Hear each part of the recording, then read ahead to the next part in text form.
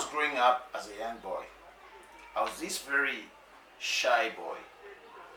I could not bring myself to stand in front of people and speak to them. Anytime I was asked to answer a question in class, that was torment for me. But I had this desire within me, a desire to help people, a desire to be able to train people, a desire to be able to coach and even speak before audiences. But here was the problem. I was still very shy. And I realized I had to do something about it.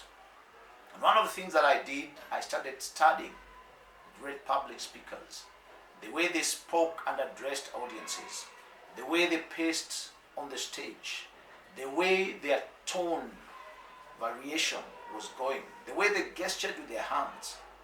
And I learned so many things from that. And one of the people that I studied during that time was Martin Luther King Jr. Martin Luther King Jr. gave a very powerful speech, I Have a Dream. And when he gave that speech, that was more than 5 decades ago. But this speech still speaks to us today. It still resonates with people in our generation, even though some of us were not even born then.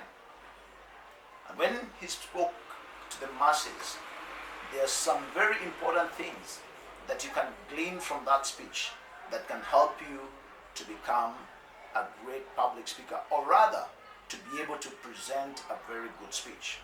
And this is what I want to share with you today. Number one, the speech that Martin Luther King Jr. gave was so structured, well researched, that he could even quote things that were from the Constitution, things that were in their own laws. And he spoke at some point and said that 100 years down the line, the Negro is not yet free. In other words, it's a law that had been passed for the freedom of the Negro, but it had never been effected. And that speech, because it was so structured and well researched, it really resonated with the masses. They saw themselves in that speech, and they saw where they stood at that particular time. And so one of the most important things that you can do is to have your speech structured, because once your speech is structured, then it can be captured. The audiences captured what Martin Luther was trying to tell them. He could sway the masses by his speech because it was so structured that it could be understood, and they captured it very well. So once your speech is structured, it gets captured. Once your speech is captured, it becomes memorable. People remember that speech today because they captured what he delivered that particular day. They caught what he was trying to drive home, and it became memorable. And once that speech becomes memorable, then it becomes quotable. When you can quote something that somebody said or somebody spoke about, that thing never leaves your life. You can quote something, you can only quote something that you can remember. You cannot quote something that you can't remember.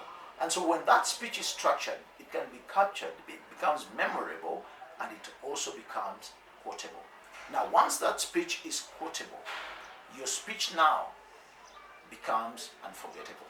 People cannot forget what you said to them. People cannot forget where or what you did at that particular time, or where you are that particular. It leaves a memory within their minds. And so that speech becomes unforgettable. And when a speech becomes unforgettable, now it reflects back to the speaker, and the speaker becomes irresistible. Now, can we go through those points again?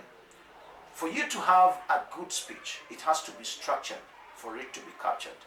And once it is captured, then it becomes memorable. If it becomes memorable, it becomes quotable. When a speech is quotable, it becomes unforgettable. And what it does for you as a speaker, you become irresistible as a speaker. My name is Francis Wairishu, and I'm so glad that I could share that with you.